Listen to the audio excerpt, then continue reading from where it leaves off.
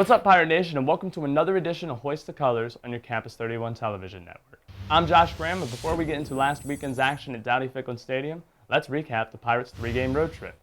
It started in Houston against potential Heisman candidate Case Keenum, and the Cougars defeated the Pirates 56-3. Trying to bounce back, ECU paid Memphis a visit, and after a mediocre first half, the Pirates caught fire. After scoring 28 second-half points, ECU went on to defeat the Tigers 35-17. Then the Pirates went into Annapolis to entertain Navy to close the road trip. After a late Reggie Bullock touchdown and a last-second field goal missed by Navy's John Teague, the Pirates held on to win 38-35. Dominique Davis shattered Aaron Rodgers and T. Martin's consecutive completions record in a game with 26 in the first half. It was a very successful road trip for the Pirates, and they went into last weekend's matchup against Tulane with a 3-4 record. Now let's go to those highlights.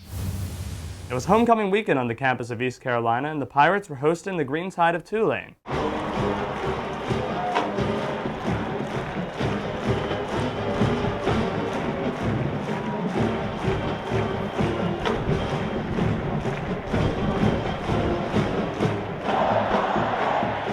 ECU would draw first blood in this game when quarterback Dominique Davis found a hole and took it in himself from 5 yards out to make it 7-0.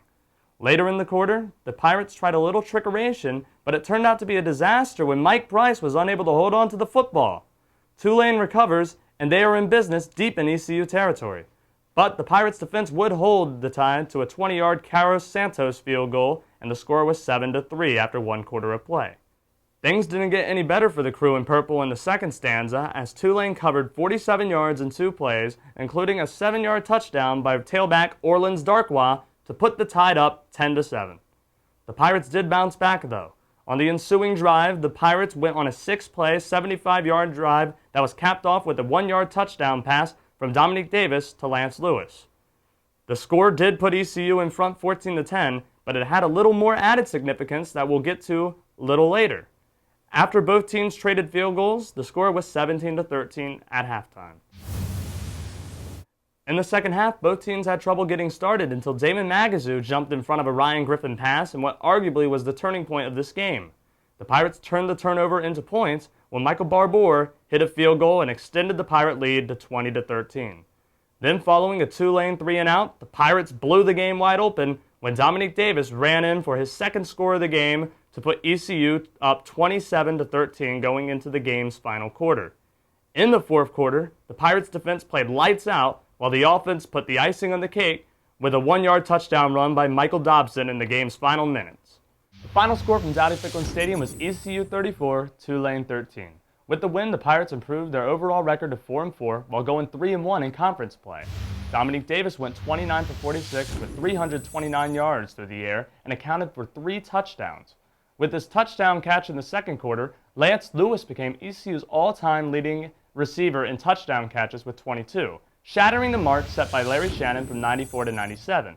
Also, it only took him 21 games to do so. This Saturday, the Pirates are going to be gearing up for an enormous conference matchup as 25th-ranked Southern Miss will be coming to town. As of this week's college football BCS standings, it's the first time the Golden Eagles have been ranked in the top 25 in 7 seasons.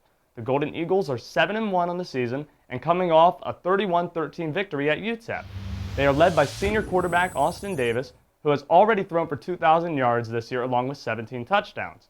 He has a pair of weapons on the outside in Kevin Bolden and Ryan Ballantyne, each of which who have caught 5 touchdowns this season. Both teams are 3-1 in the conference and are tied atop the East Division of Conference USA. Kickoff for Saturday's game at Dowdy-Ficklin Stadium is set for 4 o'clock, and it will be on the CBS family of networks if you cannot make it to the stadium. We'll be here next week to recap all of the happenings at Dowdy-Ficklin Stadium this Saturday, but for now, we'll bid you adieu. From our fantastic crew here at Campus 31, I'm Josh Graham, and you have just watched Hoist the Colors.